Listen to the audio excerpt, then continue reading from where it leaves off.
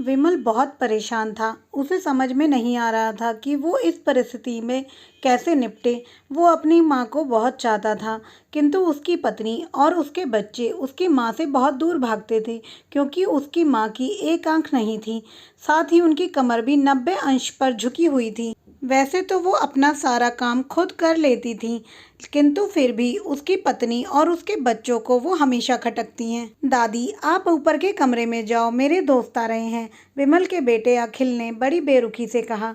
पर बेटा, मैं तो यहाँ दूर बैठी हुई हूँ, विमल की माँ ने बहुत प्यार से कहा। नहीं, आप उनके सामने मत रहो, वो मुझे चिढ़ाते हैं, अखिल ने जोर से डांटते हुए कहा। क्या हुआ अखिल, क्यों चिल्ला रहे हो? विमल की पत्नी कामिनी ने किचन से आवाज़ लगाई। देखो ना माँ, ये दादी यहीं ड्राइंग रूम में बैठी हुई हैं, मेरे दोस्त आ रहे हैं, अखिल ने शिकायत भरे लहजे में कहा। माँ जी, आप ऊपर चली जाओ, क्यों हम लोगों को लजवाती हो? कामिनी ने बेटे का पक्ष लेते हुए कहा। बेचारी सरस्वती चुपचाप उठकर जीने के सहारे ऊपर जाने लगी। कमर झुकी होने के कारण उन्हें ऊपर चढ़ने में बहुत परेशानी हो रही थी, किंतु वो पूरी ताकत से ऊपर के एक अकेले कोने में जाकर बैठ गईं। विमल बाजू के कमरे में सब सुन रहा था। उसे कष्ट हो रहा था कि उनकी माँ को अपमानित होना पड़ रहा है, किंतु वो असहाय था। अगर वो कुछ कहता है तो पत्नी और बच्चे उसका विरोध करने लगते हैं। दूसरे उनके तर्क भी सही नहीं लगते हैं।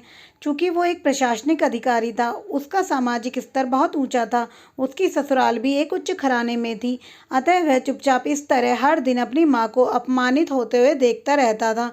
रात को विमल की पत्नी ने कहा, देखो जी, अब कुछ करो, कल कलेक्टर साहब की पत्नी आई थी, माँ जी ने अपनी देशी धुन धारा में उनसे मिली, मुझे बहुत शर्म आ रही थी, बताते हुए कि ये मेरी सास है। मैंने कह दिया कि दूर की रिश्तेदार हैं, इलाज कराने के लिए आई हैं। विमल को रोना आ गया, किंतु फिर भी वह चुपचाप रहा। उसे समझ नहीं आ रहा था कि वो क्या करे। अपने बेटे की मन की स्थिति को सरस्वती अच्छी तरह से जानती थी और बेटे को कोई कष्ट न हो, इसलिए वो हर बात चुपचाप सह लेती थी।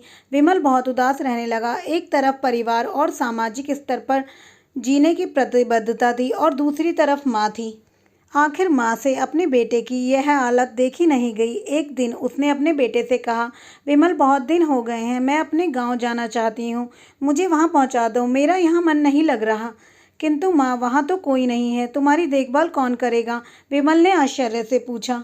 अरे, सब गांव वाले तो हैं, और वहाँ तुम्हारे मामा जी भी तो उसी गांव में रहते हैं, और फिर हम सारी व्यवस्थाएं कर आएंगे न। कामनी को तो जैसे मन की मुराद मिल गई हो। हाँ बेटा, बहू सही कह रही है, सरस्वती ने लंबी सांस लेते हुए कहा। विमल जानता था कि गांव में माँ की देखभाल करने वाला कोई नहीं है, लेकिन अपनी पत्नी की जिद के कारण वह अपनी माँ को गांव छोड़ने पर विवश हो गया। माँ को गांव छोड़कर आते वक्त उसे रोना आ रहा था तथा अपनी बेबसी पर गुस्सा भी आ रहा था, किंतु परिवार, पत्नी और समाज ने उसके इन मनोभावों को दबा दिया और वो सुकून सा महसूस करने लगा। कुछ दिनों के बाद उसके चाचा, जो अमेरिका में रहते थे, आने वाले थे। जब विमल बहुत छोटा था, उसके पिता जीवित थे, तब वो भारत आए थे, और अब उसके बाद वो अब भारत आने वाले थे। पूरा परिवार और आस पड़ोस बहुत उत्साहित था। अमेरिका से विमल के डॉक्टर चाचा आ रहे थे। डॉक्टर रमेश ने जैसे ही घर में कदम रखा, सबने मिलकर बहुत उत्साह से उनका स्वागत किया। क्यों विमल, भाभी नहीं दिख रही, कहाँ हैं? डॉक्टर रमेश ने उत्साहपूर्वक पूछा। जी, वो गांव में रहती हैं, उनका यहाँ मन नहीं लगा, कामनी ने सपाट लहजे में उत्तर दिया। डॉक्टर रमेश ने विमल की ओर देखा तो विमल ने अपनी आंखें झुका लीं। डॉक्टर रमेश अब समझ गए, बोले, कल हम भाभी से मिलने गांव चलेंगे, सब लोग। दूसरे दिन सभी लोग गांव के घर में पहुंचे। देखा कि सरस्वती को बहुत तेज बुखार है और वो पलंग पर असहाय पड़ी हुई है। डॉक्टर रमेश दौड़कर सरस्वती के पास गए और उनके पैर छूकर रोने लगे। सरस्वती की ये हालत उनकी कल्पना से परे थी। वाह बेटा विमल, तूने तो खूब नाम उजागर कर दिया। अपनी माँ की ये हालत देखकर तुझे तो शर्म भी नहीं आ रही होगी, डॉक्टर रमेश ने विमल को लगभग डांटते हुए कहा। नहीं देवर जी, विमल का कोई दोष नहीं है, मैं तो खुद गांव आई थी, सरस्वती ने अपने बेटे का बचाव किया। मुझे सब पता चल गया भाभी, आप चुप रहो। क्यों बहू, तुम्हें अपनी सास की कुरूपता पसंद नहीं है? समाज में तुम्हें नीचा देखना पड़ता है ना? डॉक्टर रमेश ने कामनी की ओर व्यंग से देखा। कामनी निरुत्तर होकर विमल को देखने लगी। आज तुम जिस सामाजिक स्तर पर हो, वो इन्हीं के संघर्षों की देन है। और बेटा विमल, तुम्हें शायद मालूम ही ना हो कि बचपन में जब तुम 1 साल के थे, तब छत से नीचे गिरने के कारण तुम्हारी एक आंख फूट गई थी और तुम्हारी रीढ़ की हड्डी में भी समस्या थी। तब तुम्हारी इस कुरूप माँ ने अपनी एक आंख और अपना बोन मैरो तुम्हें देकर इतना सुंदर स्वरूप दिया था। कामनी बेटा, इतने सालों तक संघर्ष करके बेटे को प्रशासनिक अधिकारी बनाने वाली इस संघर्षशील औरत की तुम लोगों ने यह दशा कर दी।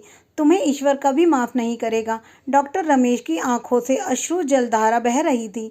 अब भाभी, आप मेरे साथ अमेरिका जाएंगी, यहाँ इन स्वार्थी लोगों के बीच में नहीं रहेंगी। डॉक्टर रमेश ने सरस्वती से कहा। विमल को तो काटो तो खून नहीं था। डॉक्टर रमेश जो उसके चाचा थे, उन्होंने जो राज बताया उसके बाद तो विमल को यह लग रहा था कि उससे ज़्यादा पापी इंसान इस दुनिया में कोई और है ही नहीं। वह दौड़ता गया और माँ सरस्वती के कदमों से लिपट गया। माँ, मेरा अपराध अक्षम्य है। मैं जानबूझकर चुप्पी साधे रहा, आपका अपमान करवाता रहा। अब सिर्फ आप ही उस घर में रहेंगी, मेरे साथ और कोई नहीं। विमल ने आग्नेय दृष्टि से अपनी पत्नी और बच्चों को देखा। कामनी को भी बहुत पश्चाताप हो रहा था, किंतु उसकी हिम्मत नहीं हो रही थी कि वो सरस्वती से आंख मिलाए। सरस्वती ने कामनी की मनस्थिति को समझकर उसको पुचकारते हुए कहा और अपने पास बुलाया और विमल को डांटते हुए कहा, खबरदार, जो मेरी बहू को मुझसे अलग करने की कोशिश की तो तुझे ही घर से बाहर निकाल दूंगी। कामनी और बच्चों ने सरस्वती के पैर पड़ते हुए अपने व्यवहार की माफ़ी मांगी और माँ के हृदय ने सबको माफ़ कर दिया।